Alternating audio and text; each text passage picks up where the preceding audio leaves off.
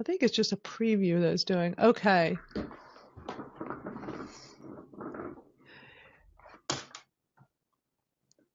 I'm going to record. Hey everybody, I'm Madalyn Sklar. Oh my gosh, Social ROI chat, amazing. I'm here with Dan Knowlton. Oh my gosh, Dan. Hello. Wow. That was good, was wasn't it? a pretty intense chat, wasn't it? I know. I like it. That was fun. We just had a phenomenal time with the Social ROI chat. Been running it since January, and you are just an incredible guest today. And Thank you. we're enjoying doing these little recaps. You know, I've been doing it over on my Twitter Smarter, and it's been really popular. So we're trying it here at Social ROI. We had Subi Zimmerman a few weeks ago. It was so much fun. So we thought we'd make this a regular thing.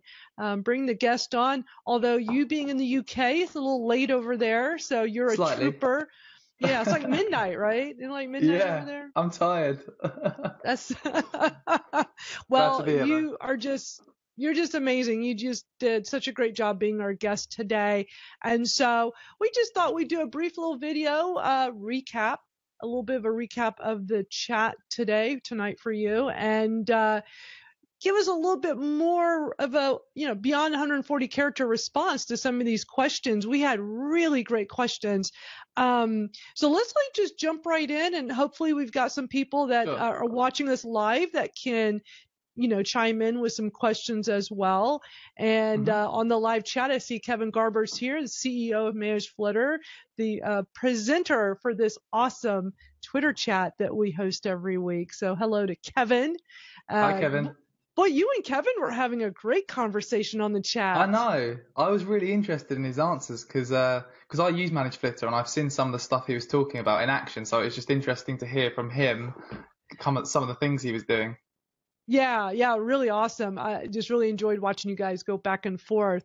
So the chat today was talking all about, personal branding is such a great topic. And I'm just going to ask you a couple of questions, and let's get you, some responses that are, more than typing out a tweet. And Sure. For people that don't really know much about personal branding, how would you describe that? To me, it's pretty much the way you present yourself as a human being. Because everyone, I've spoken to people and they said, I don't really know if I want to grow a personal brand. I don't really want people to see me in that way. But everyone has a personal brand, whether you like it or not. We've all got personal brands. So what your personal brand is, it's the way people see you. It's the way you communicate yourself to the outside world, whether that be face to face, whether that be online. It's how you present yourself. Yeah, very well said. Love that answer. How can somebody get started with creating, their own personal brand, trying to become an influencer, all of that, all that ties in together. I know later on in the chat, we really got into the whole influencer thing, but for somebody that's just getting started, I know a lot of people kind of look at the influencers and go, gosh, I want to be like that. How do you even get started down that road? I think you've really got to, first of all, before, this is the thing that comes up a lot. People say they want to become an influencer. They want to grow a huge following online, but to get that, and you need to really get good at something and understand what you're passionate about. So I think the first key thing is to, think about what is it you're passionate about? What do you want to be doing in life? And start actually learning about that and executing and doing it before you go out there just trying to grow an audience online. And I think as well, Madalyn, it's about being genuine and just showing your, talking about personal brand, it's about showing your personality, the true you, to the outside world, rather than trying to be these influencers and trying to be something. Just be yourself, because everyone's got their own kind of traits and personalities that people really warm to. And if you're yourself and you're 100% authentic and you're good at what you do and you're passionate, you can grow. Definitely. Great answer. And then what about venturing down into video? Everybody is doing the live video now. It's becoming such a big thing, and you're seeing more and more video shows on YouTube. Video is such a great way to build your brand. So what's your advice on utilizing video? A couple of things.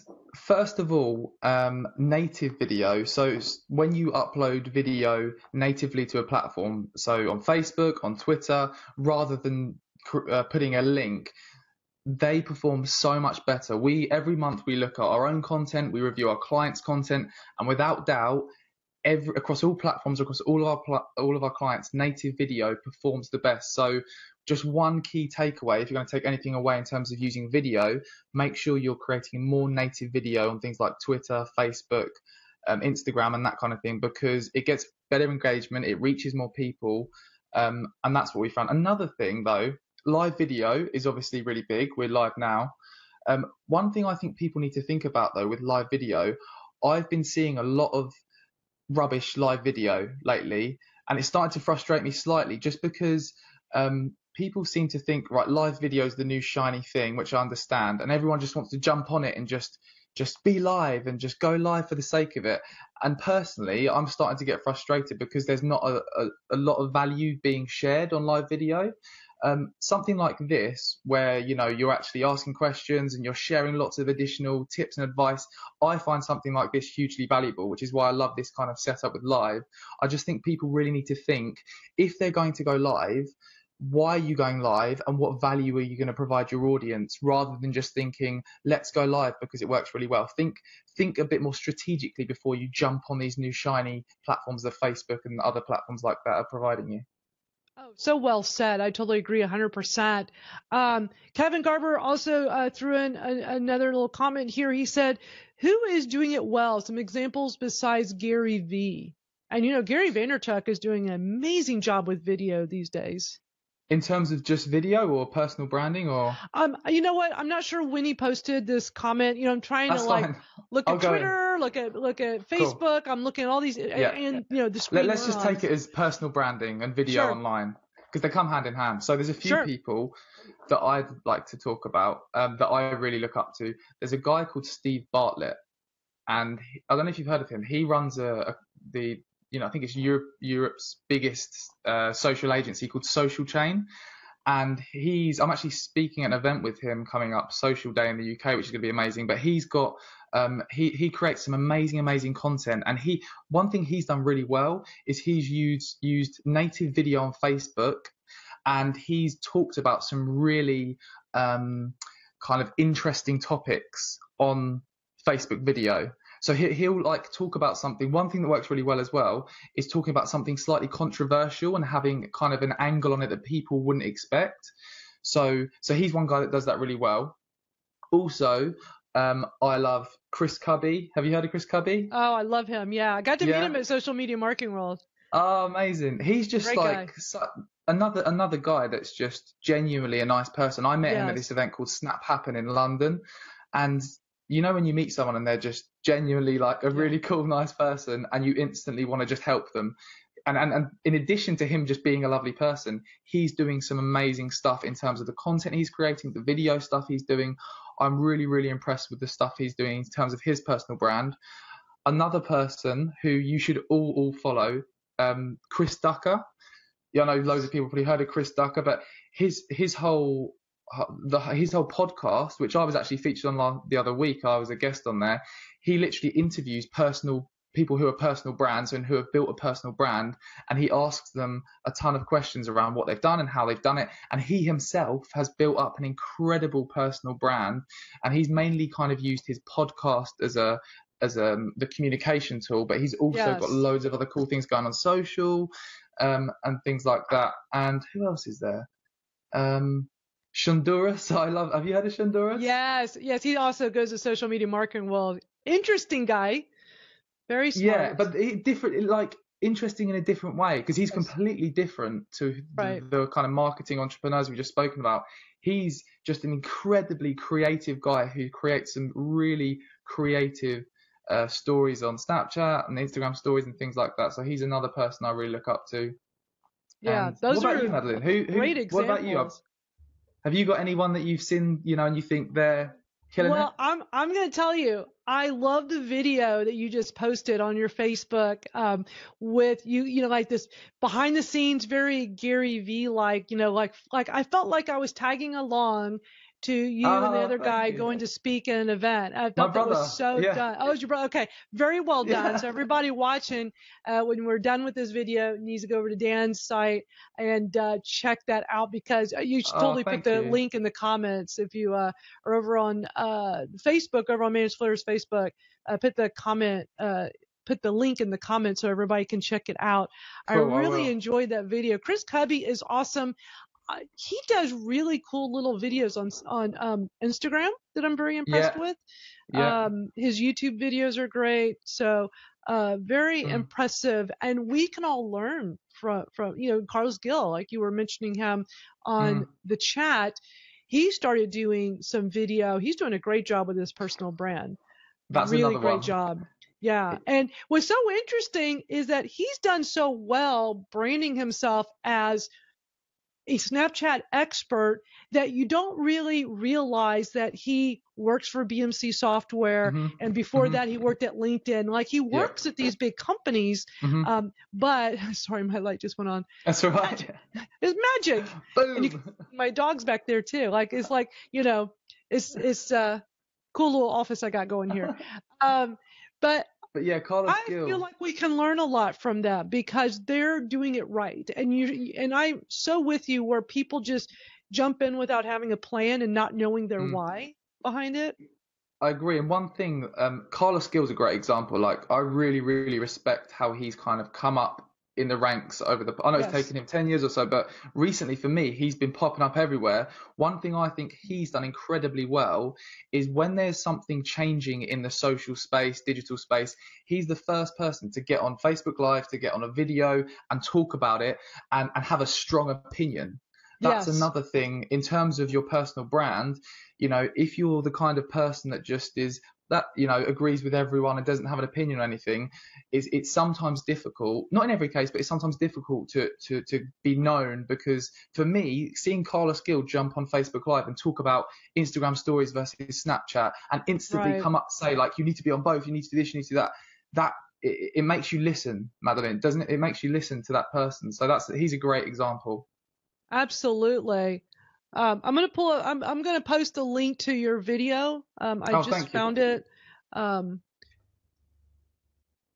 I want everybody to see this video. I'm directing people. I'm putting the link in here. You'll see that it's a link to Dan's company, KPS Digital Marketing. If you go there, you'll see this really great video. Are you guys doing that pretty regularly? Is that like a regular thing now?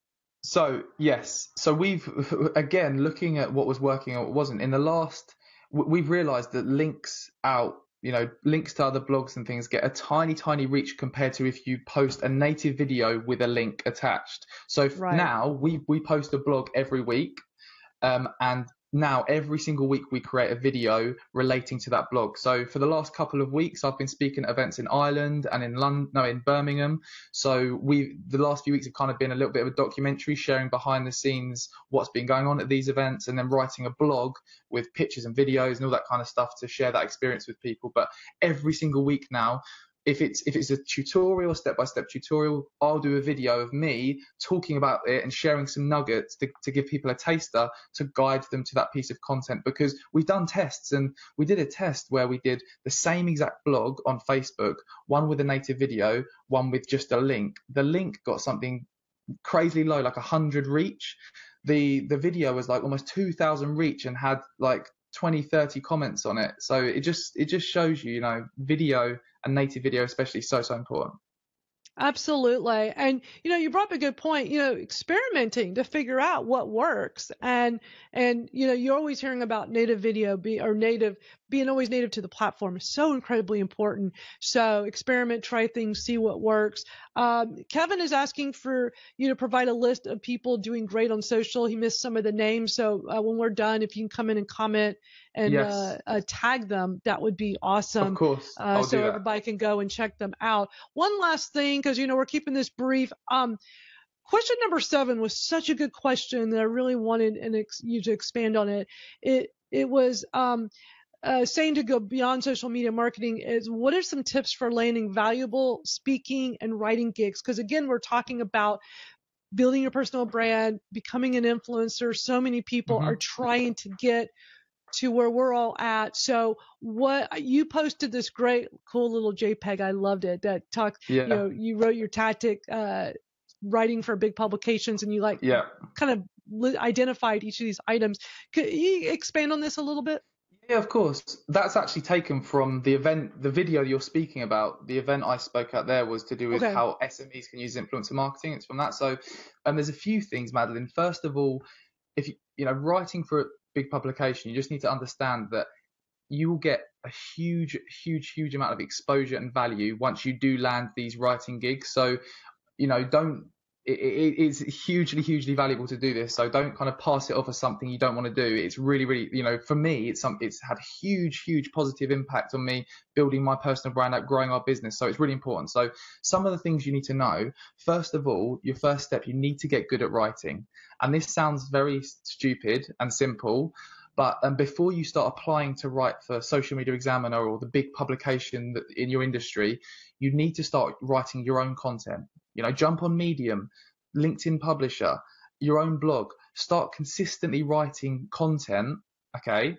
And also, whilst you're doing that, get feedback from people who are good at writing. Get honest feedback from people who are good at writing. Improve what you're doing. Also, while you're doing that, consume a ton of content which is teaching you how to become a better writer. And there's two guys I mentioned in the chat, which everyone watching this, please follow these guys because they have helped me so much, right? If you want to become good at writing, Josh Steinley, I'll tag him in the comments after this. Okay. And Aaron Orendorff, they create some amazing content. They write for Inc., Forbes, Mashable, like all the big publications, and they literally teach you and show you in their content how to do that. So I definitely advise you to look at them guys. That's really important. Another key thing people need to think about when trying to write for big publications is you need to build relationships with editors and contributors. Absolutely. And I've got a good story actually from social media marketing world. Do you know Andrew and Pete? Have you met Andrew and Pete? Yes, yeah. I saw them. Yeah.